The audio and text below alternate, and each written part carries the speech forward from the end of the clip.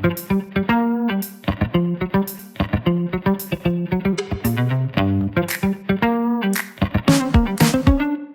heureux de vous retrouver pour ce nouveau numéro de ce podcast pour parler des personnes en situation de handicap. Alors seniors ou pas d'ailleurs, on va parler RQTH, on va parler parfois hésitation lors d'un recrutement, de pouvoir évoquer sa situation de handicap. On en parle avec mes invités. Mariam Aristide Mbappé est avec nous. Bonjour Mariam. Bonjour Arnaud. Comment allez-vous ? Ça va bien et vous ? Je suis très heureux de vous accueillir, chère Mariam. Vous êtes une demandeuse d'emploi de plus de 50 ans, Oui. en situation de handicap de naissance, on en parlera avec vous. Oui. Vous avez eu deux vies, vous avez eu une vie dans l'hôtellerie, et puis une deuxième partie de vie dans un métier difficile, on en parlera peut-être avec vous, poste aménagé, Oui. dans une blanchisserie industrielle, et vous nous ferez part aujourd'hui de votre désir, et peut-être de la complexité d'évoquer votre situation de handicap à un employeur. On en parlera avec vous dans quelques instants. Nathalie Bahuchet est avec nous. Bonjour Nathalie. Vous êtes directrice adjointe de Cap Emploi Loir-et-Cher et vous nous ferez partager évidemment les outils, la manière dont aussi les demandeurs d'emploi peuvent aussi exprimer, parler de ce handicap et pouvoir évidemment décrocher un emploi. Et puis à vos côtés, quelqu'un que vous connaissez bien évidemment, le directeur de Cap Emploi, Olivier Coelho. Merci Olivier. Olivier ou pas Olivier ? Pas Olivier. Pas Olivier ? Je vous laisse trouver. Yvan. Yvan Coelho, mais évidemment, où ai-je la tête ? Yvan Bonjour, Coelho, Arnaud. directeur de Cap Emploi Loir-et-Cher 41. Mariam, d'abord un mot sur la manière dont vous avez accédé au premier emploi en blanchisserie, puisqu'aujourd'hui vous êtes à la recherche d'un emploi, vous êtes très engagé dans cette recherche. Comment s'est passé le moment où vous avez évoqué à votre employeur votre situation de handicap ? Mais je suis rentrée dans cette blanchisserie par le bien de France Travail, par ma conseillère.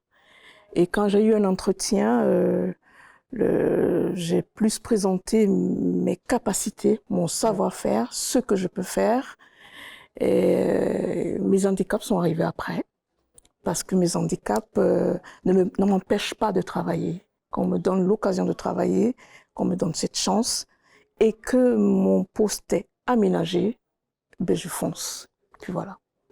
L'employeur est venu à vous pour évoquer cette situation et la manière dont il allait vous accompagner, ou c'est vous qui avez posé sur la table, lors des échanges, des divers échanges de recrutement, votre situation ? J'ai posé sur la table ma situation et on a discuté. Et comme lui, il ne pouvait pas m'aider, ben, Cap Emploi m'a convoqué. Et ils ont Gentiment réagi. quand même la convocation. Oui. Convocation gentille. Oui, une convocation gentille. Ils sont rentrés en scène. Cap Emploi est rentré en scène. Ils ont aménagé mon poste parce que j'ai travaillé pendant 1 mois sans un poste aménagé. D'accord. C'était trop compliqué. Donc, métier de la blanchisserie industrielle. Oui, je peinais un peu.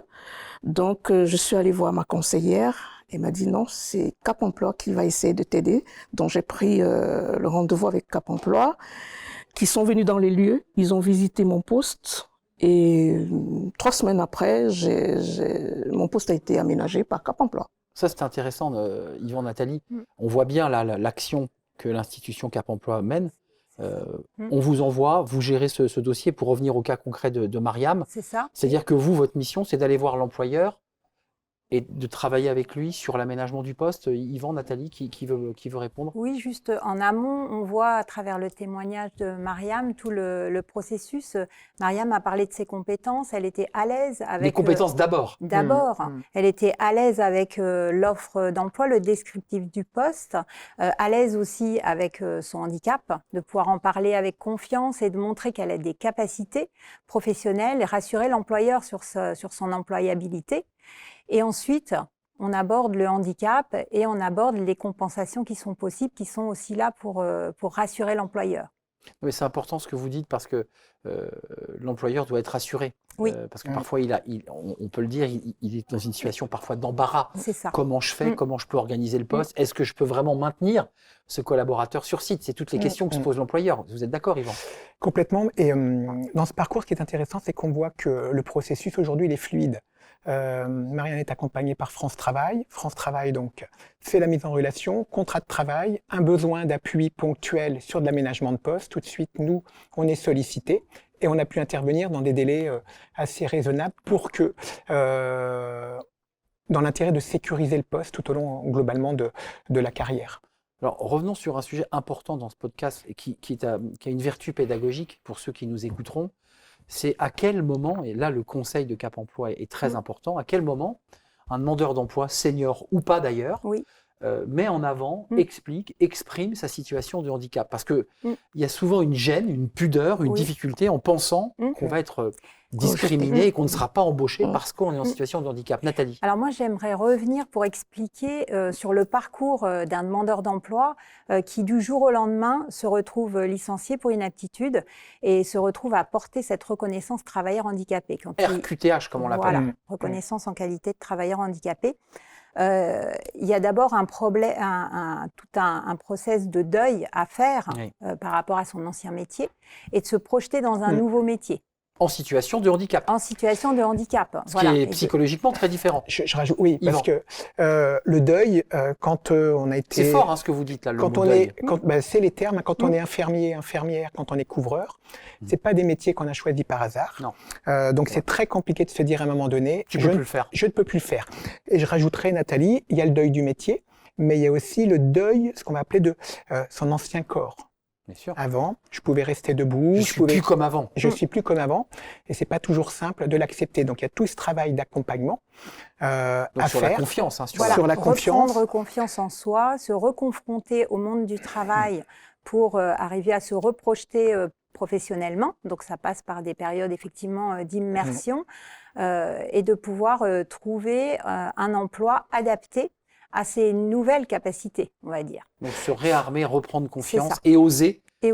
Prendre des emplois adaptés. C'est pour ça que Yvan et Mariam. Ouais, c'est un grand écart entre le moment où la personne arrive et qu'elle va être en face à face, en entretien d'embauche, en capacité, comme l'a dit Marianne, je vous présente mes compétences, mes nouvelles potentiellement compétences parce que je me suis reformé, mes capacités restantes, c'est un travail compliqué. Et avec l'honnêteté de parler des limites aussi. Exactement. Qui vont limiter malgré tout ses capacités. Oui. Et c'est important du coup de présenter tout cela à l'employeur, de présenter ses compétences, mais ce par quoi aussi on est passé, parce que ça nécessite d'avoir de la résilience à un moment, de s'adapter. On peut raconter une histoire à travers ça. Exactement, tout à fait. Donc, on va accompagner, nous, le demandeur d'emploi en situation de handicap à avoir confiance dans son parcours et à montrer que ce parcours apporte du positif. Mariam, juste d'un mot, et je donne la parole à Yvan, mais quand je vous entends parler, je vous connais puisque j'ai eu le plaisir de vous accompagner en formation, j'ai l'impression que vous avez une très grande force de caractère. Elle vous laisse sans voix, ma question. Par rapport à tout ce qu'on s'est dit. La capacité aussi à démarrer une interview sur un plateau de télé en disant c'est d'abord mes compétences qui priment. Oui, c'est ce que je voulais dire. De toute façon, c'est d'abord mes compétences, fortes de caractère. Non, je m'adapte à mon poste, à mes collègues. Je m'adapte. J'ai la transparence de travailler comme tout le monde. Mon caractère, tout le monde a un caractère. Hein. Non, c'est d'abord mes compétences. Beaucoup d'humilité, hein, parce que c'est pas un parcours facile quand même. C'est pas un parcours facile. Il faut s'immerger dans des équipes. Beaucoup de résilience, complètement. S'immerger dans des équipes. Être accepté par les équipes. Oui, mais par contre, le mot deuil, moi, je l'utilise pas dans mon cas. Je l'utilise pas parce que je suis née avec mes handicaps. Je l'évoquais, handicap de naissance. Je suis née avec mes handicaps, donc j'ai fait toute ma vie, j'ai 55 ans aujourd'hui, avec mes handicaps. Moi, quand je vais vers un employeur, je discute avec lui et même mon poste doit être aménagé pour me donner vraiment... Question pratique à deux experts qui accompagnent, observent depuis longtemps ces salariés ou ces demandeurs d'emploi en situation de handicap. À quel moment dans le processus de recrutement, un demandeur d'emploi, c'est une question qui est souvent posée, doit-il évoquer son handicap ? C'est toujours un peu touchy. Oui, alors à partir du moment où déjà les compétences rentrent dans le cadre de l'attendu de l'employeur, déjà, on est tout bon. Après, par rapport au handicap, ça fait partie aussi de l'histoire. On peut évoquer, on parle pas de son handicap, de sa maladie évidemment dans le détail. On parle de comment elle est peut-être arrivée, est-ce que ça nous a contraints du coup à changer. mais dans ce nouveau projet professionnel, comment on s'est adapté justement? Est-ce qu'on peut mettre… Et comment je vais être capable de pouvoir répondre aussi à l'offre, enfin, en tout cas aux besoins de l'employeur. Ce qui est important par rapport au fait d'en parler, c'est le travail aussi qu'on fait. Il faut en parler d'abord, une question préalable. On le dit.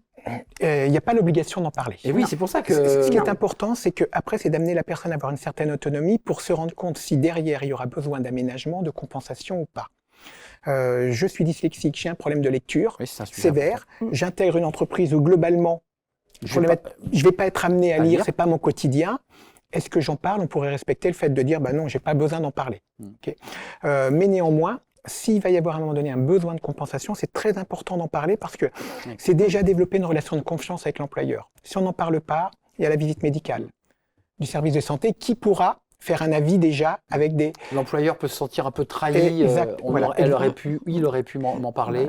Et de travailler avec le salarié, le futur salarié qui soit en capacité déjà de présenter des compensations, c'est important parce que c'est fragile un entretien, ça ne joue à pas grand-chose. Hein. C'est assez subjectif. Hein. Donc de dire… il y a beaucoup de biais. Il y a beaucoup de biais, donc… oui, je ne peux pas potentiellement réaliser de manière autonome toutes ces activités-là, mais avec telle et telle compensation, j'aurai cette capacité-là, ça rassure l'employeur. Vous développez l'idée qu'il faut se déclarer RQTH parce qu'il y a beaucoup de salariés, quand vous parlez avec eux, qui ont un handicap, léger parfois, qui disent « moi je ne veux absolument pas me déclarer RQTH ». Et on respecte toujours la décision, c'est vraiment une décision personnelle. Et nous, à tout moment, on interrogera la personne pour communiquer l'information à l'employeur. On ne prendra jamais l'initiative de donner l'information. Et on travaille aussi en collaboration avec les teams handicap de France Travail. On travaille de cette manière-là. C'est vraiment la personne qui décidera de dire ou pas à l'employeur, à part si c'est une offre qui est gérée par Cap Emploi ou une offre dans une entreprise adaptée. Là, forcément, ça c'est autre chose. Oui, toutes les candidatures qu'on propose. Mais je rajouterais que… De fait. Mais l'entreprise sera a priori inclusive et aura déjà des possibilités d'accueillir. Voilà. C'est important d'en parler parce que si on n'en parle pas, ça veut dire qu'on va cacher ces problématiques, on va surcompenser. Et c'est prendre un risque pour sa propre santé. Et c'est à un moment donné d'être confronté seul à ses propres difficultés. Ne pas dire que ne peut pas porter de charge, c'est prendre un risque dans l'entreprise parce qu'à tout moment, la personne pourrait être amenée à porter des charges et donc se retrouver en difficulté. Donc ça peut être éliminatoire. En tout cas, ça peut créer des tensions dans l'entreprise à un moment donné. Donc il faut quand même évoquer le sujet dans un processus assez rapide. Je pense que c'est important d'échanger. Pour ne pas créer de malentendus dans l'échange. Et de bien travailler avec le conseiller France Travail ou le conseiller Cap Emploi, chargé de mission Cap Emploi, de bien travailler du coup, de la savoir… story pour l'histoire. Voilà, c'est ça exactement. Comment on l'évoque, comment on rassure l'employeur. Ça c'est intéressant. C'est là le la plus manière important. dont on raconte son handicap de naissance ou parfois lié à un accident, par rapport à accident de travail pour certains collaborateurs. Comment vous regardez la suite dans les mois qui viennent, Mariam? Dans les mois qui viennent, je cherche travailler activement et rencontrer des recruteurs. Mais très souvent, dans l'entretien, on vous demande est-ce que vous n'avez rien à ajouter? C'est là où moi je bondis. C'est là où vous ajoutez le… C'est là où j'ajoute que je suis travailleur handicapé, c'est des handicaps de naissance. Et on me dit, j'ai pas vu, j'ai pas remarqué, mais je préfère le dire, être transparent dès le départ. Je trouve que la méthodologie de Mariam est intéressante parce que d'abord, elle met ses compétences en avant. Elle ne se présente pas comme une personne en situation de handicap. Elle se présente comme une personne valide que vous êtes. Et seulement après, vous abordez cette question. C'est intéressant, ça, pour conclure notre échange. Yvan et Nathalie. Pour revenir sur ce sujet, c'est très important, on l'a vu, de pouvoir en tout cas partager ce sujet avec l'employeur. Je voudrais juste aller un peu plus loin, si on veut s'inscrire dans du long terme. C'est qu'on travaille avec Nathalie à Cap Emploi depuis quelques années, quelques dizaines d'années. On a travaillé pendant des années à sensibiliser les RH. Les dirigeants. On n'a plus tellement de soucis de les rencontrer en disant « Ok, Banco, vous êtes prêts à vous engager dans le recrutement ». Sauf que ce qu'on n'a pas assez fait, c'est de sensibiliser le collectif de travail. Parce que Marianne, une fois qu'elle va avoir validé son entretien, c'est pas avec le DRH qu'elle va travailler. Elle va se retrouver dans le collectif. Avec le manager et l'équipe. Et c'est là où il y a un travail important à faire pour accompagner l'équipe. Attendez, vous dites qu'il est compliqué parfois de s'immerger dans des équipes? L'équipe, si elle n'est pas sensibilisée, si elle n'est pas informée des difficultés, c'est là où les difficultés, les tensions surviennent très très rapidement. Et donc sécuriser un recrutement, c'est obligatoirement avoir rencontré l'équipe ensemble, par exemple, pour pouvoir poser les choses et que eux aussi comprennent ce qu'est la compensation. Ça sera le mot de la fin, Nathalie.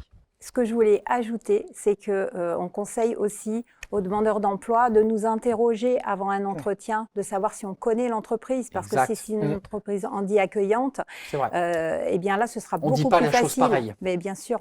Donc ça, c'est intéressant de s'appuyer aussi sur l'expérience des collaborateurs de Cap Emploi qui ont le recul et la connaissance des entreprises, leur capacité d'accueil des personnes en situation de handicap. Mariam, c'est un vrai plaisir. Mariam Aristide Mbappé, c'est un vrai plaisir de partager ce moment avec vous, vraiment.